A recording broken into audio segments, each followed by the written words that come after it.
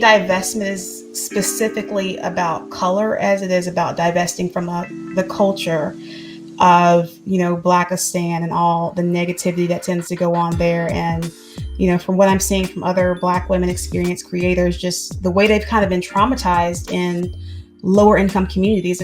Okay, if that is the case, why are the majority of the Divester channels that I've seen directed at promoting Black male misandry and or talking about different bad things that Dusties, beta males, aka Black men have done? Because to me, I'm like, if you really want to divest, the emphasis would be, hey, here's maybe how to be more integrated into this culture. Here's let's say you want to divest and you're interested in the white man. You'd want to learn, okay, let's learn a little bit more about European culture. What are European men generally into? What's their standard of beauty? You know what I mean? Like, you want to learn more about that culture, not be the focus. The primary divester channels, again, I've seen have been, they've just been a place to just breed Black male hatred. And to me, that has been, I think, my primary ought against divesting, or the ones that promote to be big divester channels, is that it tends to be under the umbrella of divesting, but it's literally just about promoting hatred to men. And I'm just like, and a lot of it to me is propaganda. It's not based upon actual evidence. So what do you think about that? I'm not sure if you divestors that you follow, but what are your thoughts on that? Like, sometimes that extremism is necessary to wake people up. So, while it's not always my particular cup of tea or way of wanting to learn about something, I do feel like it wakes people up, and, first you get mad, there's the, cognitive dissonance, and you're like, nah, no. And then, eventually they start to listen. So I definitely feel like every divestment channel has its place on YouTube. And I think that we reach different people because the approaches are different. With that, because you mentioned earlier that one of the things that you don't like is seeing there being misogyny. So if it's okay for us as women to promote misandrous ideas to make us do better, then why wouldn't it be okay for Black men to promote misogyny if that means they're going to make better decisions? I kind of feel like they already do. I mean, I'm not saying two wrongs make a right, but I feel like that's already going on. I see SYSBM guys don't have to advocate for the murders of Black female infants or Black women in order to date who we date.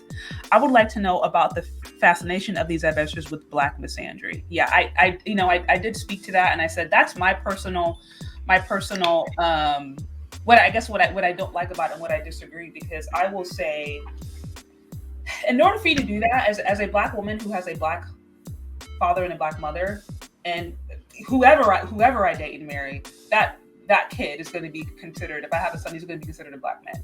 Like, it doesn't matter, he's going to be considered a Black man. So it's like, how can I now say, okay, I hate you who created me, but not hate myself? I guess I don't see how that ideology would not lead to self-hatred. Now, I do understand. I'm not saying that you have to take you need to overlook things, or you need to just say, oh, there's no problem. It's like, no, we should address problems and we should be constructive. But I guess for me, I see some of those ideologies as promoting self-hatred, and then essentially the destruction of Black people.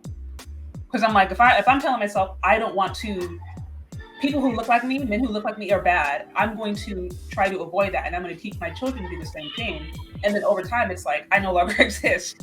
So I guess, for me, that's where I'm like, I see on both sides. I don't like seeing men promote hatred towards women, personally in my channel. And so I try to be very balanced when it comes to that. But I would say that's probably one of the things for me that I'm like, I have a hard time seeing how promoting hatred on any level could ever lead to anything good or constructive. The one you posted that says divesting is no longer optional if you want to survive. Okay. Yeah. So I'm gonna just play the audio just so that everybody can hear it, and then we can go on to there. What exactly do y'all stand for? What are your goals and objectives? You know what? It seems pretty bold to ask something like that, seeing as how the only thing on most straight Black men's resume is audacity. Y'all are literally the least qualified out of anybody in this country to lead somebody, but y'all always want to be in the front. But you know what? It's a special place in hell for a bitch like you that causes division amongst the entire community of people. Out of every subsection of the Black community, y'all are the least educated and the most incarcerated. Please tell me what qualifies you besides the dick between your legs to lead somebody into anything. Y'all always want people to breathe life into y'all, but at this point, it's just pure necromancy because we have no more life to give. Y'all suck the life out of every fucking thing. I mean, let's call a thing a thing. Y'all want to be white men so fucking bad. Y'all see white men at the heads of their household, and y'all can't even get a household to be the head of. Asking women questions like, what do they bring to the table when you don't even own your table, you rent it. Hell, that's even if you do rent it because it's probably in your mama's name. I mean, if we could call the thing a thing, y'all are the common denominator out of every issue that we have in the black community. Y'all are literally the root cause. Blame black women for fatherless behavior, but then fail to realize that the father is the person that you're not blaming. Y'all blame men for being gay and say, yo, you grew up without a father. Do you see how you just pointed back to the issue? Y'all blame women for having too many kids as if they made them kids by themselves. You keep pointing back to the issue. Y'all be wanting people to hold y'all down, but at the same time, if they too good at it, then they too independent. Then you want to say, oh, yeah, like, you don't need me. They kind of don't. Maybe what y'all should start considering is that maybe our community is meant to be matriarchal. But y'all just can't accept it because it doesn't fit into what the white man has told you to believe. You're trying to do everything that the white man does, but you're just trying to do it in black. It's literally the same shit. I mean, y'all are the most homophobic, the most misogynistic, the most transphobic, the most colorist, the most texturist, like the most xenophobic. And you are the most likely to date outside of your race. Y'all are a walking contradiction and a walking joke, and it's not funny. I always want to talk about breaking generational curses and building generational wealth, but you don't even have life insurance. Anytime you die, we got to do a damn GoFundMe. Y'all can't even die right. Y'all been trying to stick this square peg in a round hole for centuries, and it just doesn't work because you're not meant to be the head of the household. You were never meant to be. That's why the shit doesn't work. Okay, so, I listened to that. Looking at that, I mean, I find it riddled with contradictions. I'm looking at that, I'm like, whoa. I'm like, to me, there's so many different things, but you shared it. And so I wanted to get your perspective before I kind of just share my thoughts. I wanted to get your perspective on why you felt that video was an appropriate representation of divesting. When I saw that video and I read the comments and I just saw all the infighting, I thought to myself, I'm like, you know what?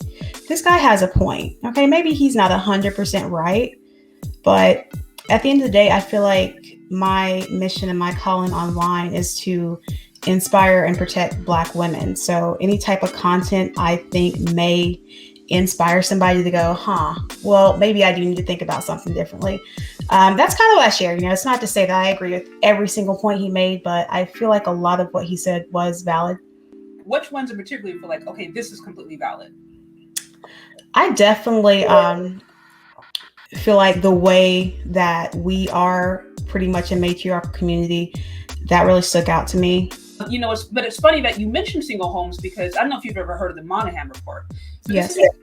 So if you're familiar with that and you've read through it, how in there, Monahan basically talks about how make a long story short, the structure of racism and the experience of Black people in America created what is considered a matriarchal system. And he was literally like, unless there are structural changes, there are policies put in place to help identify and address the different way that the Black family has been hurt, then this is what's going to happen, because this was actually the entire point. And then he speaks to the different misandrous aggression that specifically went against Black men. And then even the different policies, around the 60s, if we look at the different policy that basically basically incentivized single parent households by giving women money based upon just by claiming desertion. And these different policies and these different things that were happened to literally incentivize Black women to say that they don't have men or do not have men. And then again, the different policies, we're talking Jim Crow,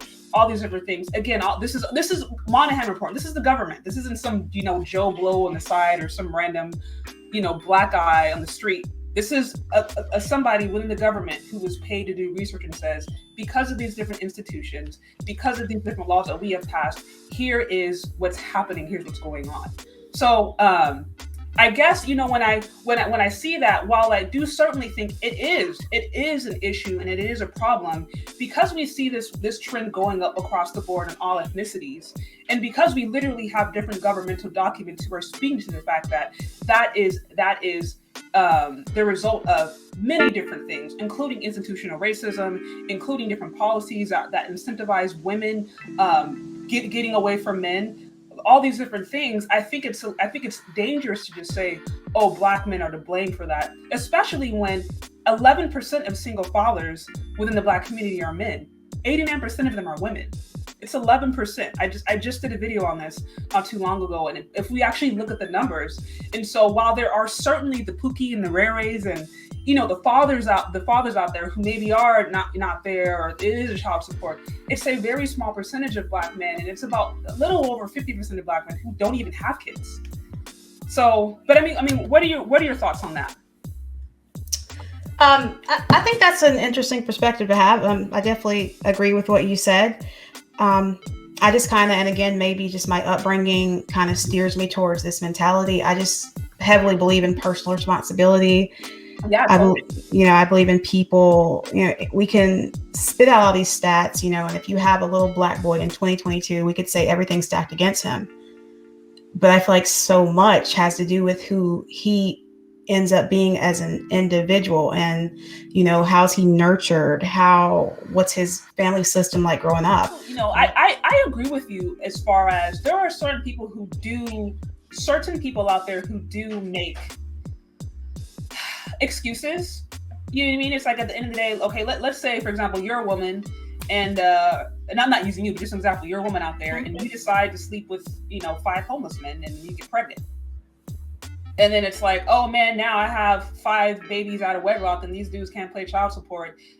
Y'all all racist, or y'all this. And it's just like, okay, no, you just decided to sleep with 5 homeless men. That has nothing to do with the racial. So I do understand that there are moments like that where it's like sometimes people will try to hide behind a system when it's like, no, that's just your personal responsibility. Now, my question is it's twofold, because I think what you're saying, it implies, one, that there's still not oppression, there's still not issues going on. And then 2, it implies that there aren't people within the Black community who are building. So I guess I would ask that you as a person who's just like, hey, I believe in taking individual responsibility, and I believe in those, people trying to do better. Are you one that personally does try to work with, or does try to, support people in the community, maybe Black men in the community in particular, who are building, who are doing things to try to improve things overall? What's your position on that? Support as in, you mean like the good Black men that are out here? It could be like, okay, community organizations. Okay, for example, I've heard the common trope, okay, well, Black men don't build. Which is like, obviously we know that's a lie, because they built this nation. There's things that they've built in the past, things they're building today. The fact that we're having this conversation online is because of the Black men. Black men is responsible for the 2G cell phone. I mean, there's so many different things that Black men have done that have actually helped modern society move forward.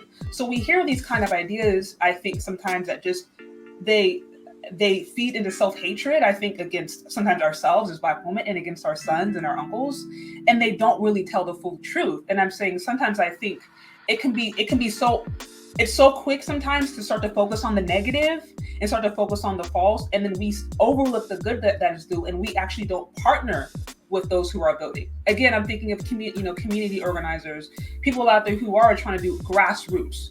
You know what I mean? Maybe working in inner cities and saying, okay, let's try to. The reality is, even if we want to take individual responsibility, things like schools are funded by, largely funded by taxes. And the taxes, that all has to do with, okay, the property value. We know there is redlining. We know there are certain things that basically to this day require that certain areas are going to be poor, certain areas are going to be rich. So of course it's going to have an impact in the school. So now we go back and we're like, okay, we know this area is poor. They're not getting money into this school because of racism. Now we decide we want to do better. So I'm saying, like, organizations that are doing that are on the ground doing that. I've interviewed a few of those. Different men who are out there trying to build alliances, maybe even outside of this, build alliances maybe back to Africa. Different things that are going to help create a system where economically we are doing better. So that's my question, is like, okay, do you see that as a part of divesting or moving to a better strategy or to a better situation? Do you see that as being a part of it, working with those who actually are trying to invest in the Black community? Does that make sense? It does. And I mean, I can only speak for myself, and my version of it. I don't want to be on here speaking for every divester because it's not my movement, and there's so many nuances within it. I will just say, in regards to all of that, my stance is that just because of so many things that have happened, I just don't feel like the solution is really going into the community anymore.